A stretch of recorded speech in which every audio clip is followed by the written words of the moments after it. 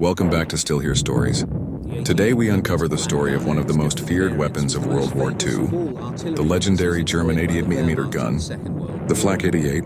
The Flak 88, short for Flugabwehrkanone 88, was originally designed in the 1920s and 1930s as an anti-aircraft gun. Germany, restricted by the Treaty of Versailles, secretly worked with foreign partners to develop new weapons. The 88mm caliber was chosen as the perfect balance of firepower and rate of fire, capable of hitting high-flying bombers.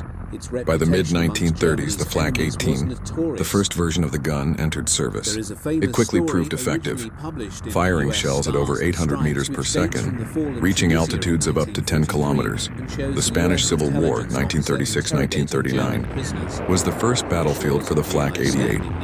German advisors from the Condor Legion used it not only against aircraft but also against ground targets. It was during this conflict that commanders noticed its terrifying ability to destroy tanks and fortifications. The true fame of the Flak 88 came in North Africa, under General Erwin Rommel. British Matilda and Crusader tanks, heavily armored and difficult to destroy, suddenly became vulnerable when Rommel's troops turned the Flak 88 against them. The gun could penetrate armor at ranges far beyond most Allied weapons. Tank crews often never saw where the deadly shot came from. By 1941-42, the Flak 88 was already considered one of the most feared weapons in the Desert War. The gun was not just used in Africa. On the Eastern Front, it was employed against Soviet T-34s and KV-1s. Its long-range accuracy allowed German crews to destroy tanks before they could get close. In Western Europe, from Normandy to the Ardennes, Flak 88s were dug in as defensive tank killer nests, often ambushing Allied armor columns. Caliber 88mm, muzzle velocity 800 hump 1000, ms depending on shell type. Effective ceiling, AA roll, up to 10 kilometer. Anti-tank capability, could penetrate over 100mm of armor at 1,000 meters. Rate of fire, 15-20 rounds per minute. Crew, 8-10 men. Weight, around 5 tons, depending on version. Several variants were produced. Flak 18, Flak 36, Flak 37, and later the powerful Flak 41 with even higher velocity. What made the Flak 88 unique was its versatility.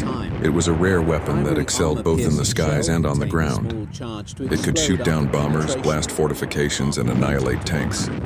Its dual-purpose nature saved production time and resources for Germany, making it a cornerstone of the Wehrmacht arsenal. The 88mm gun became so famous that it was mounted on tanks and tank destroyers. The Tiger I heavy tank carried a version of this gun, giving it almost unmatched firepower. Later, the Nashorn and Ferdinand Elephant tank destroyers also relied on the devastating Ebbe and Emim. Allied tank crews often wrote about the terror of facing the 88 in North Africa. British soldiers would often say, "If you see the flash, it's already too late."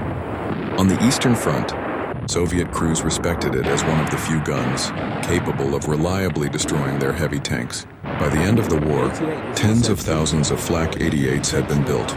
They fought on every front and left, behind a reputation as one of the most effective and feared guns of World War II.